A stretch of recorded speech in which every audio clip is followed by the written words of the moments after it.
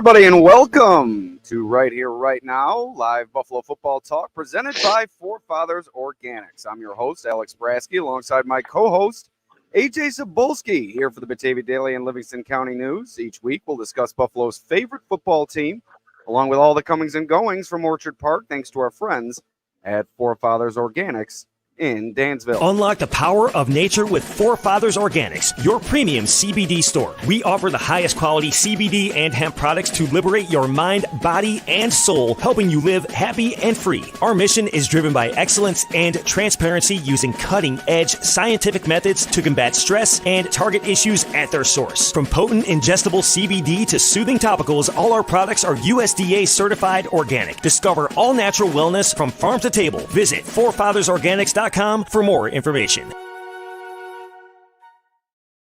All right, AJ, another thrilling edition of preseason Lost your audio. football. Lost your audio. What's that?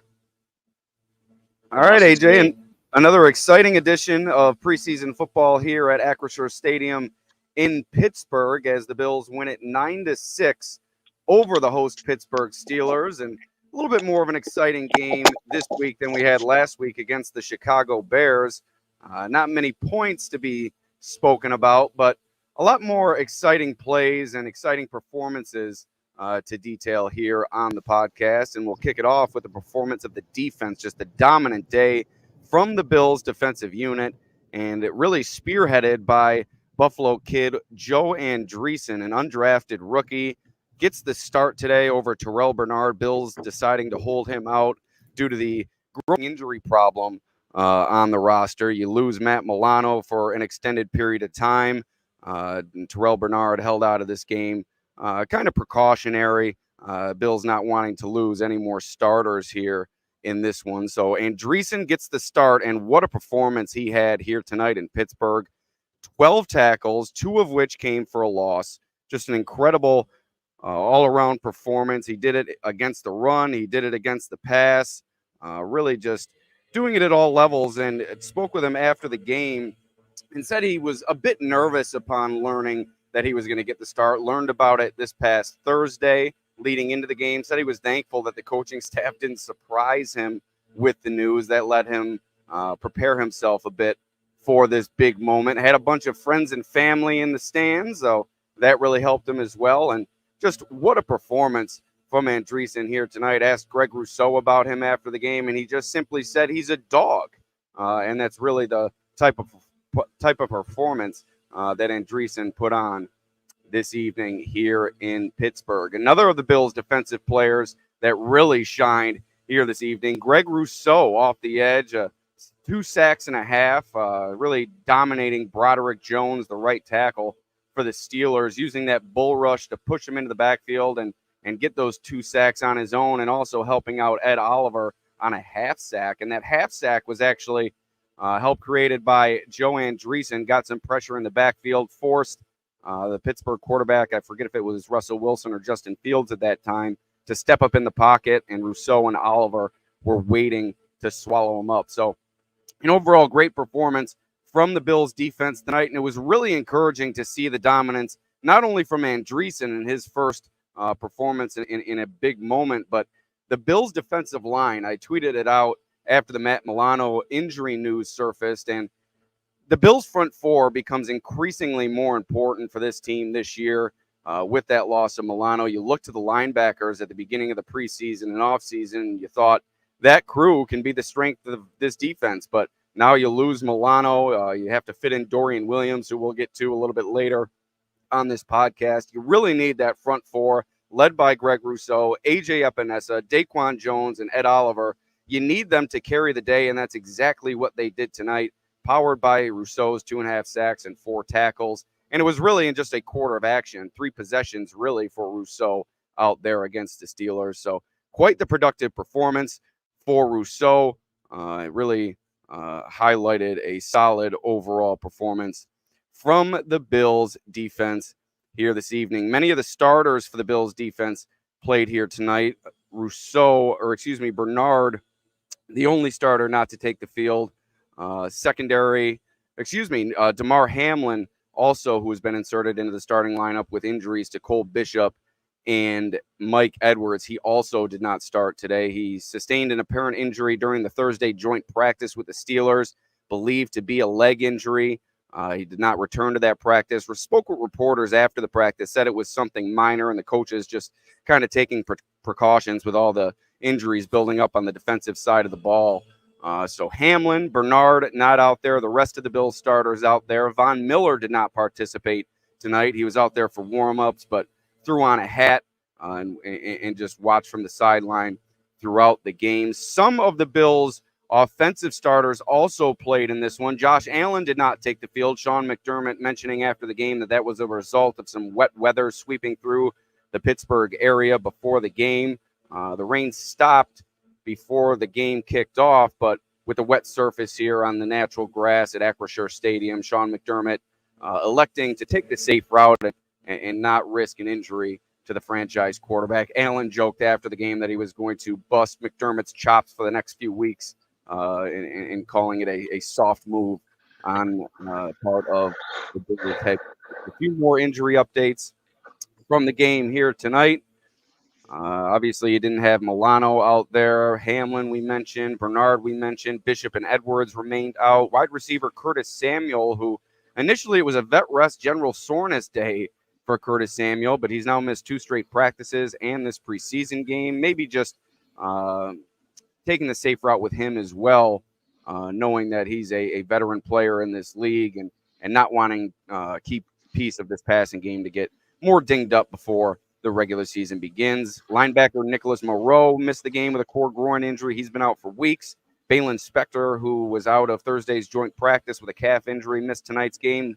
Wide receiver Lawrence Keys, edge rusher Casey Toohill, and offensive lineman Travis Clayton also out for this one. Tight end Dawson Knox returned to the field after missing Thursday's joint practice with the Steelers and recorded a 9-yard reception before exiting the game following Buffalo's second possession, along with tight end Dalton Kincaid. The Bills continue to pull their starters throughout the first half. Keon Coleman did start the second half out there, so he did see some time in the third quarter. There was a play. Coleman finished the game with 1 reception. There was a play near the goal line. Trubisky tried to find him over the middle. Coleman extended to try to make the catch, let the ball go off his fingertips. Not an easy catch, kind of a ball thrown wide by Trubisky, but I think if you ask Coleman, that's one he would have liked to haul in. But not much to write home about from him. And I guess we just got AJ back on the stream, so I guess our next topic, we'll talk about the backup quarterback in Mitch Trubisky. Just another rough performance from him. He left the game with a knee injury, as did defensive tackle Austin Johnson. He left, can't remember what the injury was for him. Tight end Quentin Morris also left the game, and edge rusher Javon Solomon also left the game, none of which returned to action. And in addition, Marquez Valdez-Scantling, who sustained a neck injury, and he did not return as well. Saw him in the locker room after, walking around, so hopefully all is well with him. But getting to the Mitch Trubisky conversation, AJ, just another rough performance from him. The Bills have a backup quarterback problem. If Josh Allen goes down, obviously the season is in peril, but there's often times in this league where you lose a starting quarterback for a week or two and you need a serviceable backup to step in and at least carry you through a couple of games. And right now, Mitch Trubisky does not look capable of doing so. Yeah, sorry for whoever was listening, technical difficulties on my end, the computer crash. So unfortunate here, but time to retire the Chromebook, I think, AJ, for good. I think this was the death knell. This is the death knell. So glad Alex had to go solo for some first 10 minutes of the show. So shout out Alex for carrying it. But yeah, so with Mitch Trubisky, I think there is some concern, right? You saw him, I think, struggle, whether it was getting the ball to his receivers in terms of accuracy or just kind of getting rid of the ball at all. You saw him get sacked twice where you felt like the offensive line held up long enough for him to, get rid of the ball or get through his reads and find someone to get the ball to, and he just didn't. So I think you do have a Mitch Trubisky problem. Now, where do the Bills, put that in their priority list of like it being a problem compared to all the other issues or problems that are going on? I'm not sure. Do they make a switch after this game? And now he's banged up, right? Left the game with an injury. So that's also something to take note of.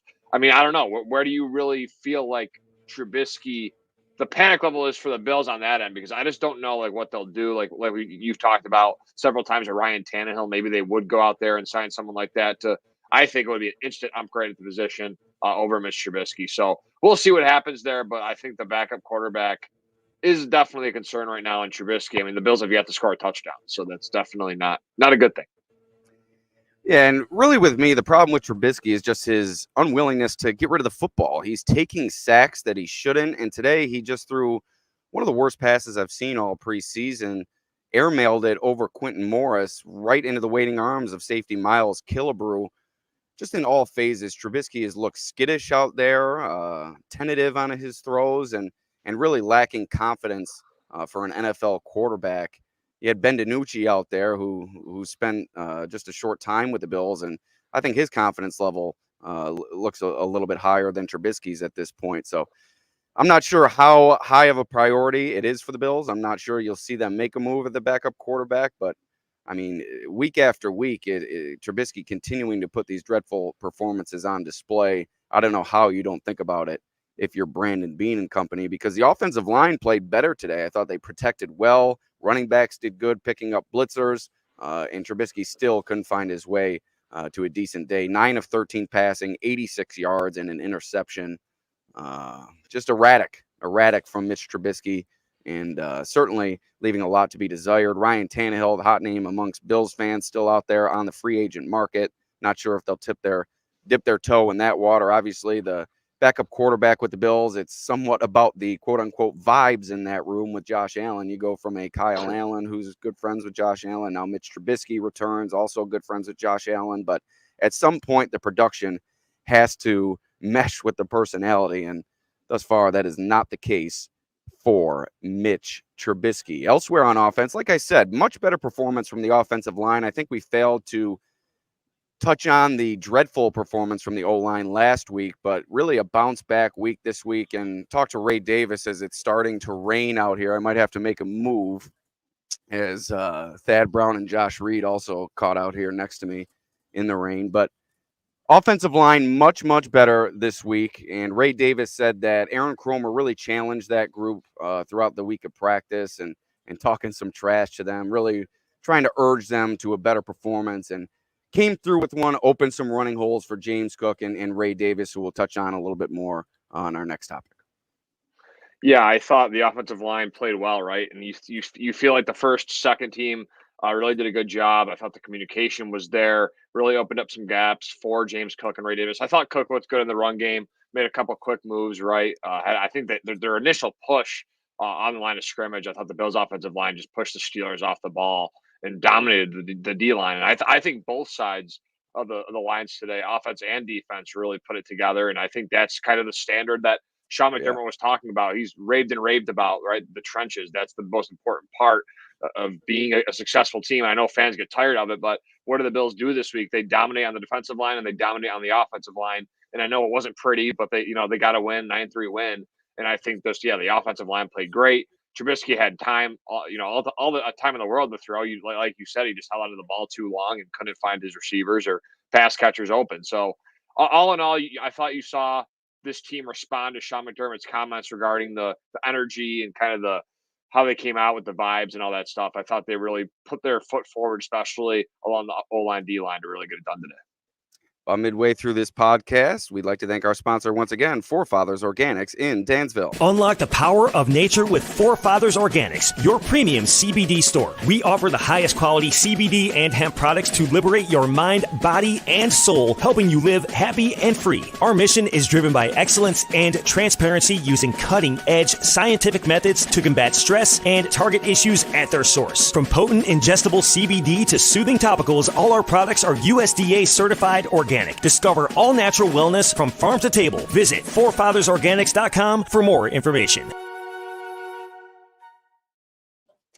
All right, AJ, your reflections on the defense. You missed that part of the conversation, so I'll allow you here to get your thoughts out there, primarily on Joe Andreessen and Greg Rousseau. Dominant day for both of them. Yeah, first I'll start with Greg Rousseau. I thought, Alex, it seemed to me today, and maybe you can take note of this. I know we've seen a lot of Greg Rousseau throughout the course of his time in Buffalo and going into a fourth season. It always felt like he was the guy that could make the initial move or get the initial push, but could never complete it, right? And I feel like today the game really slowed down for him in a way. I thought he was able to set up his moves, use the change of pace, his power, his strength to detach himself from the block to kind of blow Broderick Jones up twice. The first round pick, who I thought had a good camp based on everything I've heard from the Steelers side of things. He just dominated that matchup, made the rookie look like he didn't really belong at this point, and 2.5 sacks in a quarter. It's just impressive from Rousseau. You really just saw him flash all over the field. And then Joe Andreessen, I think the most shocking part of today's game was just him being out there, right? And then his performance was even more surprising. I thought just him getting the start at middle linebacker. When I saw that, my dad's a Lancaster grad, so I think there's a little more. When I'm watching the game with him, and he's obviously, there's a Lancaster kid out there making plays. Let's see what happens with him. He's kind of been, no one's really talked about him, right, Alex? Like there hasn't really been much discussion surrounding Joe Andreessen, and then all of a sudden he gets to start at middle linebacker with the Balen Spector injury, and maybe even has a leg up in the depth chart over Deion Jones. So who knows? I think where you really think if he can make the 53-man roster right now, I don't know if that's still a question. Like, is that still a possibility? Can it happen? I don't really know right now. Probably too early to tell. There's so many names in that linebacker room, but what a performance from a guy that walks on basically, bets on himself and comes out and puts on really a show. There were a couple times, where he seemed a little bit tired or pursued at times, but overall, it was a very impressive outing. 12 tackles, 2 for loss, led the entire game in tackles. And you're just looking at a kid that, what a story. It really is a good story, a feel-good story. And no matter what, if he doesn't make the Bills team, if he does, I think this performance tonight changed his life. I really do think that. And just talking to him after the game in the locker room, you could tell that, not that the moment is too big for him, because clearly it wasn't with his performance, but he's still kind of awestruck by the moment out here. We're talking to him after the game and not really shaking, but you can tell he's kind of nervous to speak with us in the locker room and really kind of thinking through his words, just that rookie feel. And it's really wholesome to watch him take advantage of this opportunity, especially being a Buffalo kid. You know it as well as I do. Most of us grew up wanting to play for the Bills, and he goes to UB and now a chance to really try out for the team, and he parlays it into a preseason start. And not only does he get the start, he puts on a show out here against one of the most physical football teams in the NFL, or at least historically so. Didn't really look like that tonight on the offensive side of the ball, but perhaps that was because of the great performance from the Bills defense. But another Bills defensive rookie that really shined today and has been climbing in the ranks at his position, cornerback Daequan Hardy. He seems to have a stranglehold on that punt return job, and it's kind of been a roller coaster to watch him back there. Had the fair catch inside the 5-yard line last week. This week, he's tightrope walking along the end zone before I think it was an 11-yard return he ended up turning it into. Later, he burst down the left sideline for a smooth 31-yard return. So it's kind of been a cornucopia of results for Hardy thus far, but certainly you saw his explosive ability and that playmaking ability that the Bills brought him in for in the return game.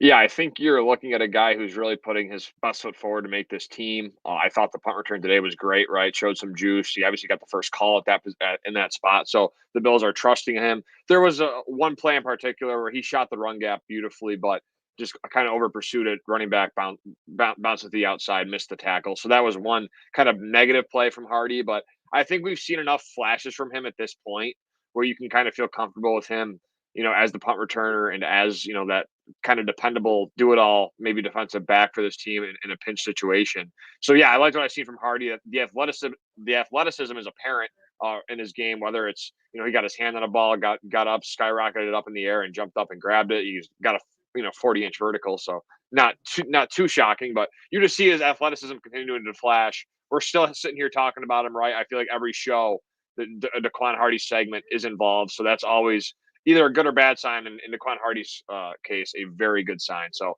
I really like everything I've seen from the rookie. And, another rookie that maybe we'll get to is Javon Solomon. But yeah, overall, Daequan Hardy really popped today. Yeah, Hardy not taking the ball away as much as I think Kaiir Elam did to begin his Bills career. I think that was really a exciting part of Elam's game his rookie season. Hardy maybe not completing the takeaways each time, but he is around the ball all the time.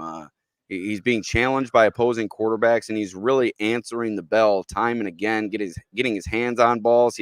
I think he let a couple of interceptions that he may have had get away from him today. One of them, I think, went through his hands along the sideline, one that he had to leap for. Not a easy catch by any stretch, but yeah, he's always around the ball, seems to be in the right place at the right time, and the Bills need a player like that to emerge on the defensive side of the ball, losing as much as they did in the secondary. You're looking for maybe a Hardy, a Jamarcus Ingram, somebody else to step up in this room, and so far both of them are really taking the bull by the horns in that regard. And let me ask you this, AJ, what did you think from Dorian Williams today? I thought he got beaten coverage once, didn't make too many splash plays, but overall a solid performance from him in his first start post Matt Milano's injury.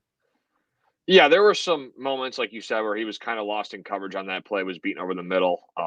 It was kind of, he did seem a little bit lost there. There were also a couple times in the run support where I thought he showed willingness to, shoot the gap. What Joe Andreessen did really well was just, every time the ball was snapped, the guy just flew to the line of scrimmage. And that's why you saw him get the 2 tackles for loss. And I'm sure his average depth of tackle wasn't, that crazy. That was always Tremaine Edmonds, why he was so polarizing is, he has 120 tackles, but his depth of tackle is 10 yards downfield. Right. So I thought Dorian Williams had some moments today where he had some physicality, right? He wrapped up Najee Harris. He was able to break free and get a couple extra yards, but you like to see him meet Najee Harris in the hole. The physicality's there, the speed's there. But I don't think I could.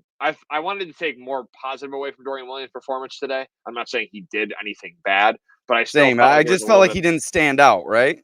Right. Yeah, a little bit more to be desired. I think would be the right kind of phrasing to put it. But I'm not concerned with it. I think as and again, I'm not discrediting Joe Andreessen's performance, but Terrell Bernard was also not out there. A very experienced player that has been in the system now for a full or 2 full seasons and really excelled last year. So I think being next to Bernard would have also helped Williams understanding where to be in that too. So I think that was a factor.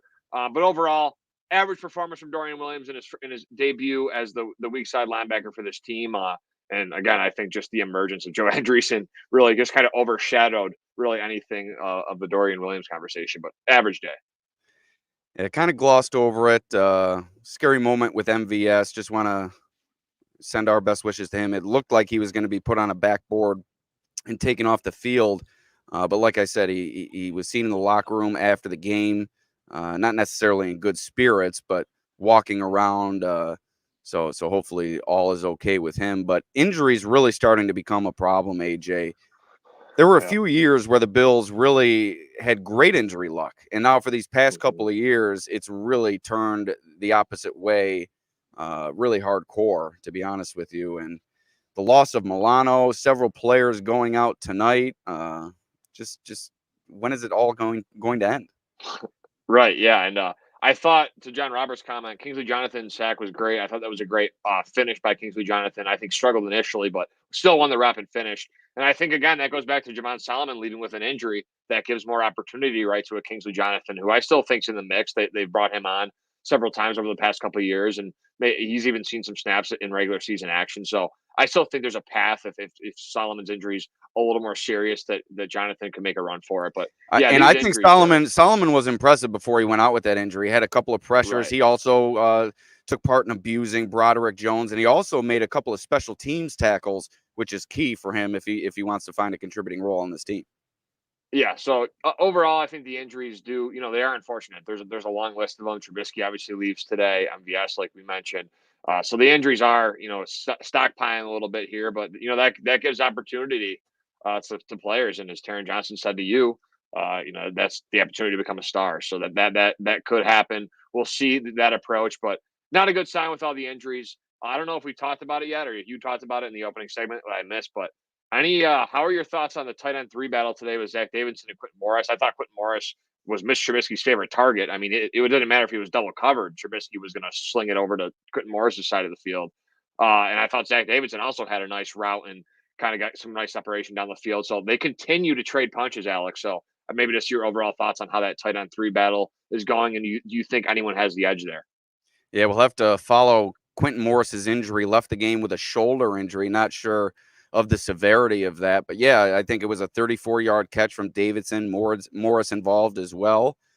I think it's trending more and more toward this team's going to keep 4 tight ends. On our latest roster projection, I had them keeping 4 tight ends and keeping 8 offensive linemen. I'm not sure how they'll do it, but like I said, with the performance of these two, time and again, game after game, practice after practice, it's going to be hard cutting bait on either Morris or Davidson. Morris has been with this team. He's proven himself as a special teams contributor, and I think the Bills have just been waiting to unlock this potential of Zach Davidson after an unhealthy year last year. So it's going to be tough to keep either of them off the roster. I think if you're going to weigh one over the other, I think Morris still has the edge due to that special teams ability. But like I said, I think it's trending toward this team keeping 4 tight ends. Yeah, and I think Quentin Morris is very also underrated as a pass catcher. And I'm not saying Zach Davidson's not a good pass catcher, but I would even say that I think Quentin Morris has shown enough to me. I mean, now it's my memory. Mitch Trubisky fit that nice ball into Morris in that tight window. He was able to use his hands, haul it in. Great catch from a tight end in that situation. You know, Trubisky, obviously, there is some trust, and I know we're harping on Trubisky and his performance, but Quentin Morris has showed enough to not only, you know, Josh Allen to working with the ones on occasion, but when that second unit's out there, even last week, right, in the preseason game, Trubisky had him wide open up the seam for a touchdown and overshot him, which was how the interception was today, overthrew the receiver and right to the safety that was in coverage behind the Bills receiver. You just feel like Mitch Trubisky's been a little bit off the mark. I think Quentin Morris has had opportunities to put a little bit more on tape in terms of some nice catches upfield or up the seam or in the middle of the field, and he's just not gotten that opportunity because of bad ball placement or whatever the case may be. So it's definitely a fun battle. I've loved it. I've loved every second of it. I think it's been like a back and forth, really. You know, both players I think I like when battles are not, you know, one guy's really pulling away. I feel like they're both making each other better in a sense. And it's cool to see both of them kind of hitting their stride here with this Bills team.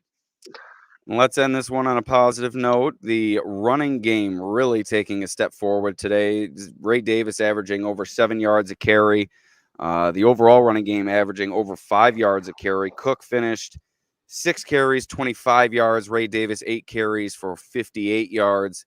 Davis just looks the part out there. He's going to be a solid NFL running back. Has a great head on his shoulders. Said that didn't have a great week last week. I think you can blame a lot of that on the offensive line, but just said he had to get back in the lab, did so, and worked his way to a great performance today. Like I said, he can really do it in all 3 phases, running the ball, catching the ball, and in pass protection. And as a mid-round running back, as a rookie, you need to be able to do all 3 things, and Ray Davis really excelling so far in all 3 of those phases. Yeah, Sean McDermott after the game spoke to the media in Pittsburgh, where you are, and said this about Ray Davis when asked about the offensive line and how they played. He went to Davis kind of on the press conference and said Ray was making some big time runs. They were physical. He was physical and almost looking for contact, squaring his pads up to the line of scrimmage. I respect that. So strong words from, you know, Sean McDermott regarding Ray Davis and his performance. I thought that Davis really looked the part, like you said, as a runner. Again, I think he's a little bit more slithery than what you'd think because of, you know, you think a physical runner that he's always just going to he wants contact and that he'll take that on. But I think he has a great balance of using his elusiveness and speed to kind of be sneaky. And when he gets to that second and third level, instead of, he can either, you know, juke you out of your shoes or he can put his head down and try and run through you to get those extra yards. So I think he's got a kind of a complete package as a runner. He also, like you mentioned, is good in the pass protection part of his game. And I think as a pass catcher, you didn't see it today, but you saw it last week where I thought he performed better in that aspect of his game. So overall, a complete guy. He's been consistent as they come. A little bit of ball security issues to start camp, but I feel like those have been kind of squandered here, you know, into the second week of preseason. And I really like what I've seen from the rookie. And the Bills are going to, if they can remain healthy, obviously Ty Johnson has already dealt with some injury trouble. They're going to have 3 solid running backs at their disposal come the regular season. And even Frank Gore Jr. had a big day today, averaging over 5 yards a carry, 8 carries, 41 yards for the undrafted rookie. So terrible performance from the passing game, solid performance from the running game. And with that, we will thank our sponsor one last time, Forefathers Organics, where their mission is to liberate, educate, and innovate with the highest quality CBD and hemp-derived products for your mind, body, and soul so you can live happy and free. Visit them at 87 Franklin Street in Dansville online at fourfathersorganics.com or call them at 585-335-2223 to learn more about the products they offer. We forget to mention anything, AJ? Anything you'd like to add? Did you touch on Bass? I didn't. Perfect on the preseason. Still, I think he's 5 for 5 over the 2 games. Yeah. He's been a little inconsistent during training camp, but during these games, he's been on the money. I think all 3 of his kicks today were inside 40 yards, however. Yeah, so I just wanted to touch on that. I want to put that out there. 5 for 5 for Bass. Good start. Again, it doesn't really mean much, but just wanted to add that quickly before we get out of here. All right, sounds good. That's going to do it. Another episode of Right Here, Right Now in the books. Signing off from Pittsburgh and Acrisure Stadium, Alex Brasky for Ajay Cybulski. We'll see you next time. Peace out.